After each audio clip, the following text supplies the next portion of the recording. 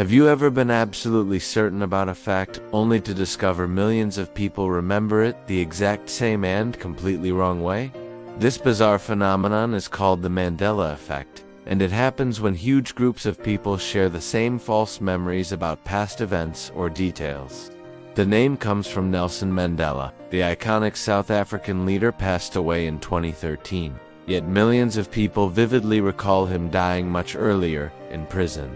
During the 1980s, they remember watching the funeral on TV and reading about it in newspapers. But here's the thing, none of that ever happened. Since this strange realization, countless other examples have popped up in pop culture, history, and even our everyday lives. These shared false memories bring up fascinating questions about how our minds work and why so many of us manage to get the exact same things wrong.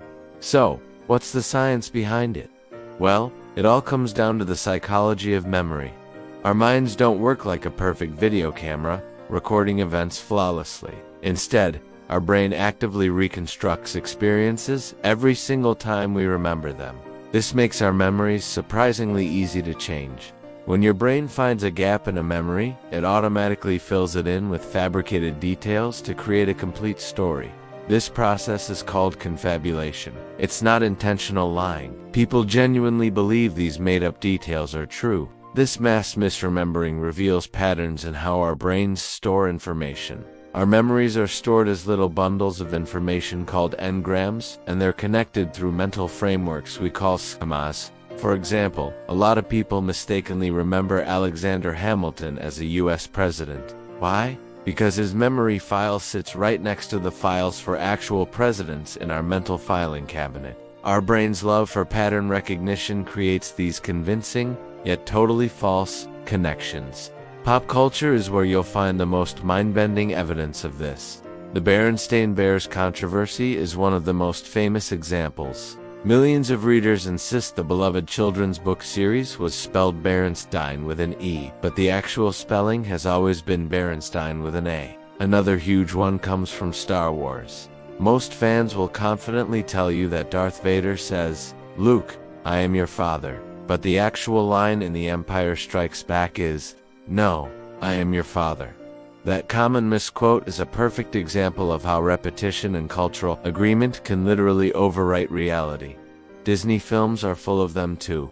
The evil queen in Snow White never said, "Mirror, mirror on the wall." The real line is "Magic mirror on the wall." And what about Curious George? Most people distinctly remember him having a tail. Go look it up, he doesn't have one. Even classic brands get misremembered.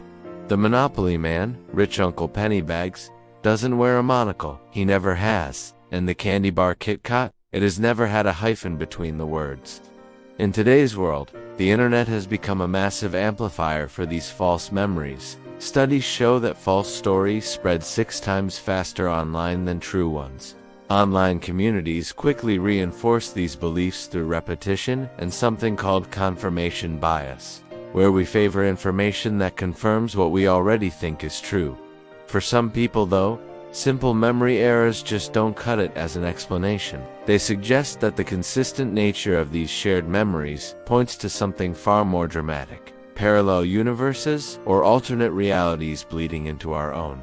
This theory proposes that we might be sliding between different timelines. In one reality, Nelson Mandela died in prison. In another, he became president. Believers in this theory claim that when these realities shift, some of us retain memories from the previous timeline. The Large Hadron Collider at CERN has become a major focus for these conspiracy theories.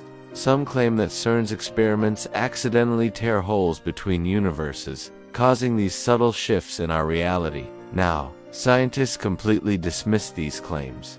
But the theories are what we call unfalsifiable. You can't prove them wrong, which makes them incredibly appealing to anyone looking for a more supernatural explanation. When people discover their vivid memories don't match reality, they experience what's called cognitive dissonance. It's a powerful mental discomfort that happens when you are confronted with evidence that contradicts a deeply held belief. Finding out the Berenstain Bears were never spelled Berenstain can cause genuine distress. For some, it's easier to believe that reality itself has changed, rather than accept that their own memory is flawed.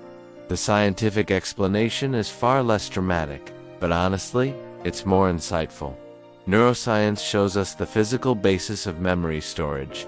Our memories often blend together because related memories are connected through those shared frameworks. The schemas we talked about, when you try to recall an old fact, your brain pulls from similar memory traces stored nearby, which makes errors predictable and consistent across people. Plus, new information can actually change how you remember past events. This is called the post-event information effect, and the simple act of repetition makes us more certain. Every time you recall an incorrect detail, your confidence in that detail grows. It's like a global game of telephone. The Mandela Effect is one of the most intriguing psychological phenomena of our time. It's a powerful reminder that our minds aren't passive recorders of the world. They are active storytellers, constantly reconstructing memories, filling in gaps, and creating narratives that feel completely real, even when they're totally false. The core lesson here is profound. Our memories are far less reliable than we think. Whether it's remembering non-existent suspenders on Mickey Mouse, misquoting Sally Field's Oscar speech, or misspelling a children's book title, the phenomenon shows how easily cultural consensus and shared confusion can rewrite our personal history. The consistency of these identical false memories tells us something fundamental about human psychology. Ultimately, the Mandela Effect proves that the most unreliable witness in your life might just be your own mind. So it makes you wonder, what is your identity really based on? Your continuous stream of memories, or your physical body that exists in the here and now? Let us know what you think about this classic thought experiment in the comments below. Thanks for watching, and don't forget to subscribe.